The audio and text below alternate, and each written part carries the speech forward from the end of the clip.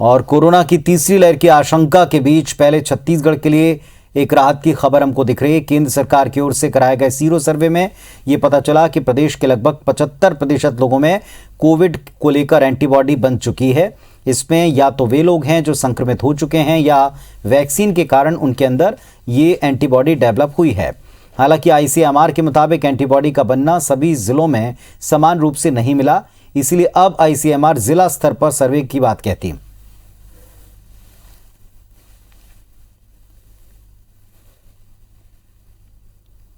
तो कोविड की 2 लहरें आ चुकी हैं और कोरोना की 2 लहरों के बाद में तीसरी लहर के पहले देश में यह पता लगाया जा रहा है कि कितने प्रतिशत लोगों में कोरोना वायरस को लेकर, संक्रमण को लेकर एंटीबॉडी डेवलप हुई है।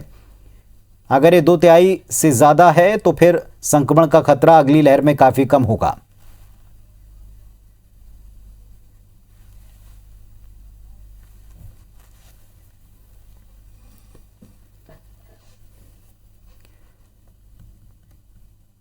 और इस वक्त अपडेट के साथ हमारे 2 साथी जुड़ रहे हैं। भोपाल से नीलम जुड़ रही हैं, विनय जुड़े हैं रायपुर से। पहले विनय के पास चलते हैं।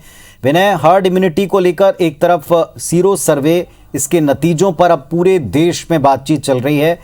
प्रदेश को आप इस लिहाज से कैसा पाते हैं? तीसरी वेव के पहले ये सर्वे और इसके नतीजे बहुत महत्वपूर्ण माने गए हैं।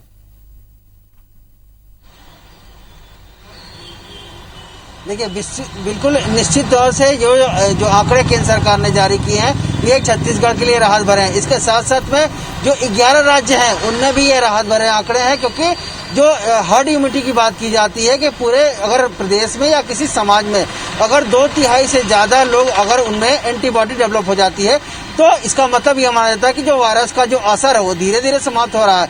और बिल्कुल जो नतीजे हैं ये जो चौथे सीरो सर्वे के बिल्कुल वो हर्ड इम्यूनिटी की तरफ से बढ़ते हैं। और 2/3 इसमें जो आंकड़े आए हैं लगभग 75% जो छत्तीसगढ़ में लोग हैं और केंद्र में पूरे जो देश भर में जो 67% लोग हैं उनमें एंटीबॉडी डेवलप हो गई है कोरोना वायरस के खिलाफ में। या तो उसका कारण जो बताया गया है, या तो ऐसे इतनी संख्या में लोग संक्रमित हो चुके थे, या एक बड़ी मात्रा में लोगों का जो वैक्सीनेशन हो चुका है जिसके कारण से इम्यूनिटी डेवलप हुई है।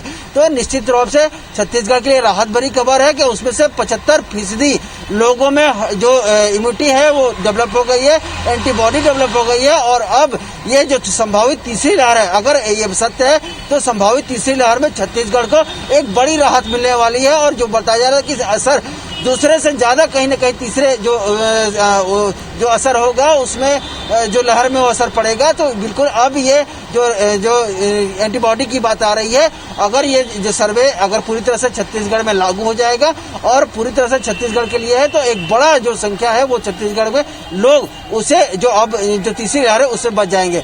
हालांकि आईसीएमआर का कहना है कि एंटीबॉडी के जो प्रदेश स्तर पे ये जो सर्वे जो सैंपल कलेक्ट किए हैं उसके हिसाब से है। अब आईसीएमआर कह रहा है कि जो जिलों में सर्वे किया जाए इसके आधार पर वास्तविक जो आंकड़े निकल पाएंगे कि पूरे जिलों में ये है या कुछ जिलों की ही बात है, वहां पर जो आंकड़े हैं वो इस तरह के जो सीरो सर्वे के वो बेहतर है। तो एंटीबॉडी अगर जिलों में किया जाएगा और उनकी सैंपल जो कलेक्ट किया जाएगा तब ये समझ में आएगा कि जिलों में हर एक जिलों में ऐसे ही नतीजे हैं। और जिस तरह से अगर इस तरह से आंकड़े आते हैं तो बेहतर निश्चित रूप से छत्तीसगढ़ के लिए एक बड़ा अच्छा जो है वो समाचार है ये। चलिए, तो ये स्थिति छत्तीसगढ़ की। मध्य प्रदेश इस मामले में थोड़ा और आगे है। नीलम, काफी राहत भरे आंकड़े वहां से मिले हैं जिस पर रिएक्शंस भी आए हैं। मंत्री ने भी कहा कि एक राहत की खबर है तीसरी वेव की आशंका के पहले। जी बिल्कुल, मध्य प्रदेश में ये एक बेहद राहत भरी वाली खबर हम इसे कह सकते हैं कि जहां एक और तीसरी लहर की आशंका जताई जा रही है, वहीं दूसरी ओर अब लोगों में एंटीबॉडी भी डेवलप होने लगी है। जून जुलाई महीने में ये सैंपल लिए गए थे। पूरे मध्य प्रदेश से करीब 1229 सैंपल जो है सीरो सर्वे के लिए ले गए थे, जिनमें से करीब 217 के आसपास सैंपल है जिनमें एंटीबॉडी पाई गई है। ये ऐसे केसेस है जिनमें कोरोना के कंफर्म केस ना होने के बाद भी इनमें एंटीबॉडी पाई गई थी। और ये ऐसे क्षेत्रों से लिए गए थे जहां पर संक्रमण का खतरा बहुत ज्यादा था, जैसे कि भोपाल के कुछ संवेदनशील इलाके या फिर इंदौर के कुछ संवेदनशील इलाके जहां पर संक्रमण सबसे ज्यादा फैला हुआ था। तो इन नमूनों के जांच की रिपोर्ट जो सामने आई है उससे अंदाजा लगाया जा रहा है कि मध्य प्रदेश की जनता में एंटीबॉडी जो है काफी तेजी से विकसित हुई है। इसके साथ ही साथ यदि हम देखें तो वैक्सीनेशन भी लगातार किया जा रहा है और वैक्सीनेशन के कारण भी जो है एंटीबॉडी लगातार विकसित हो रही है।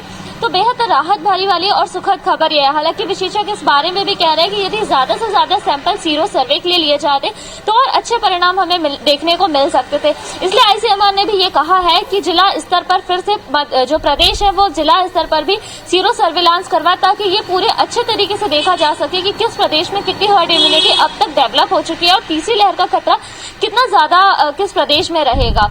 तो इस तरीके से देखें तो Madhya Pradesh herd immunity antibody में सबसे ज्यादा आगे देखने को मिल रहा है और वही वैक्सीनेशन के चलते भी ज्यादा से ज्यादा लोगों में एंटीबॉडी अब तक बन चुकी है। जी चलिए, तो ये राहत की खबर है, लेकिन आने वाले वक्त में वैक्सीनेशन और तेज गति से पूरा हो सके इसके प्रयास करते रहने होंगे। सभी वर्गों के वैक्सीनेशन को लेकर बराबर ध्यान देना पड़ेगा। शुक्रिया आप दोनों का पूरे अपडेट के लिए।